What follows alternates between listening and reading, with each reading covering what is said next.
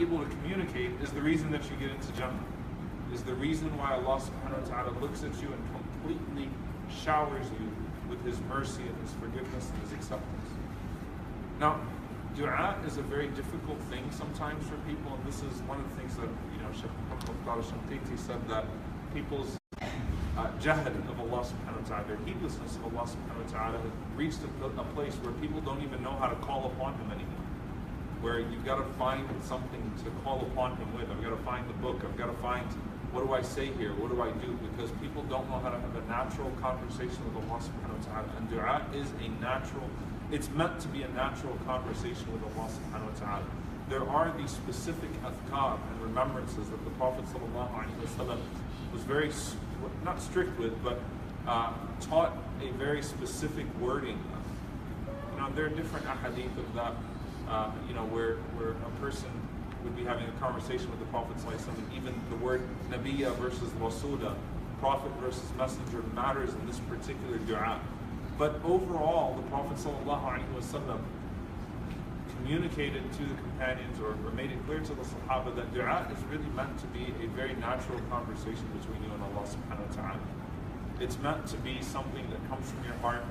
And when a companion comes to the Prophet ﷺ and complains that I don't understand the humming of you and of your companions, like I want to make sure that I'm capturing it all. I want to understand all of the specific wordings that you're saying, and almost expressing some frustration with the Prophet ﷺ. He said, well, what do you do?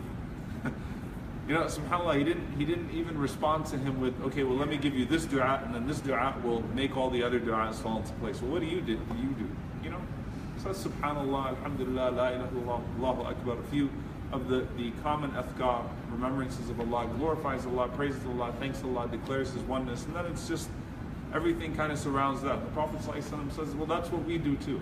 That's really all it is. That's the secret to it, is that natural expression that comes between those declarations of gratitude and praise and seeking forgiveness. Because the way that you might have expressed your gratitude to Allah subhanahu wa ta'ala at some point in your Umrah, at some point in your sa'i, at some point you just looked and you saw something and you said Alhamdulillah, and you might have just said a very simple sentence to Allah subhanahu wa ta'ala, but it really represented a deep emotion of gratitude in the heart. That is the most beloved dua to Allah subhanahu wa ta'ala. That's what Allah wants to see from you.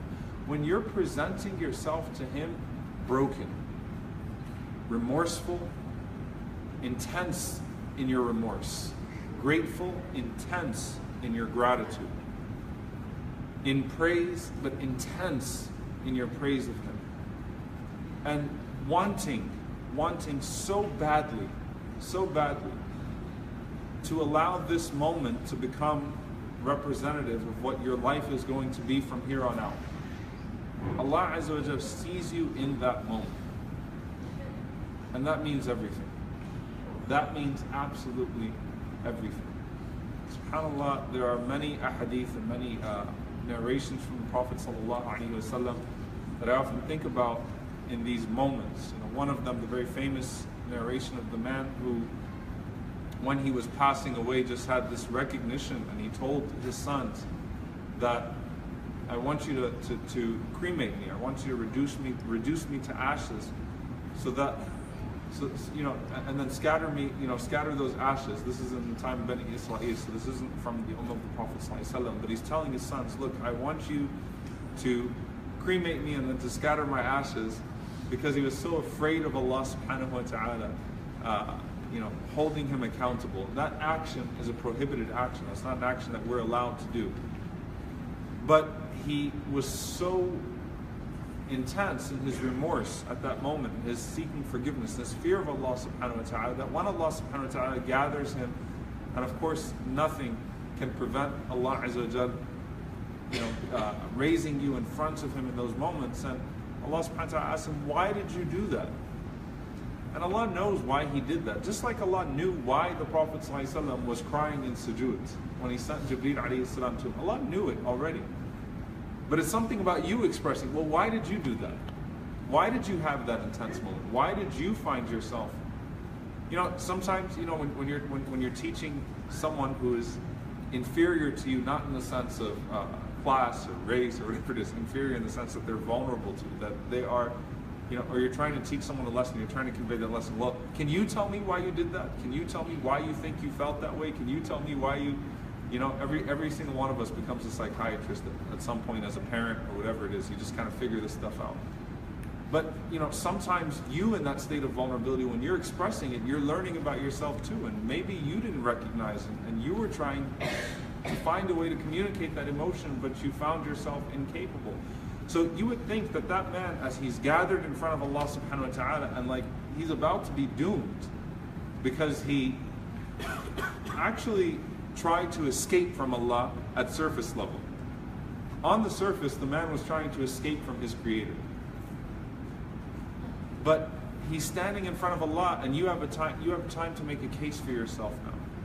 And subhanAllah, if you were in that situation on the surface, this looks really bad. You try to escape punishment. Okay? You would try to make up all sorts of excuses if you were insincere. You'd babble and you'd say this and you'd say that. And you'd say, well, maybe my kids were poor and I didn't want them to have to worry about my janazah. I mean, you'd come up with all sorts of excuses, right? But that man, in his humility to Allah, it's only a few words. Like, خَشَيْتُكَ يَا رَبَّ وَأَنْتَ أَعْلَمُ. I was just afraid of you, Ya Allah. I was really, really absorbed by that fear. I was just afraid. I was afraid of facing you. And you know better. You know better. I mean, it's just a few words that he says to Allah subhanahu wa ta'ala. Allah already knew. Allah already knew, because sometimes you can only communicate a word or two. So what does the Prophet ﷺ say? فَغَفَرَ اللَّهُ لَهُ بِذَلِكَ. Allah forgave him because of that action. That broken moment in front of Allah subhanahu wa ta'ala, where he could only summarize it with two words. When Jibreel alayhi salam came to the Prophet ﷺ, when Allah sent Jibreel alayhi salam to the Prophet ﷺ, and he was crying, and what is it that's making you sad? One word. The most eloquent man in the world, alayhi salatu wassalam, but at that moment, what does he say? Ummati. My ummah. He doesn't have these long complaints to Allah Azza wa Jalla about his ummah, or what's grieving him about his ummah, or what is it in particular that he's worried about with his ummah, or did he see something? So for example, when the Prophet ﷺ spoke about how he feared wealth and people competing over the material things of this world and killing each other over it, he just communicated that one word in that moment of intense sadness and worry and concern, ummati. My ummah. Allah knew that. Allah Azza wa Jalla saw that. And that moment warranted Jibreel alayhi salam, Allah sending Jibreel alayhi salam to the Prophet ﷺ to comfort him and to respond, سَنُرْضِيكَ بِأُمَّتِكَ. We will please you with your ummah. We will not disappoint you. We will not let you down.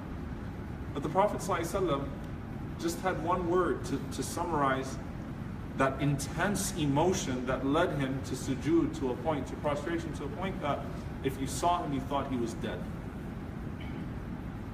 How intense did that sujood have to be? How still was the Prophet ﷺ? How consumed was he? How in the moment was he that if you saw him, and even if you were used to seeing the way he prays, which is not any, the Prophet ﷺ was never one to peck in his sujood, just to go up and down. But if you saw him at that moment, you thought he was dead. How in it was he? And he could only communicate that emotion with ummati, my ummah. When they say you're speechless, SubhanAllah, if you really absorb yourself in ibadah, at some point you're just going to be speechless. And you might have felt it in this Umrah, where at some point you're just like, Ya Allah, you know how bad I want to be forgiven. You know how bad I want to put something I did in the past behind me. And I can't stop being haunted by that thing in the past. Or how bad I want to be patient so that I don't question you with my trials, and I don't feel distant from you when I feel like the world is becoming more suffocating of a place. And you just looked at the Kaaba maybe, and you felt a squeeze inside, like, what do I say here? I feel really, really consumed, but I don't know how to properly communicate. You already communicated it because you are speaking, you are communicating with one who knows every form of things that you are saying to yourself that you might not even recognize are in your subconscious. Allah subhanahu wa ta'ala hears and sees it all.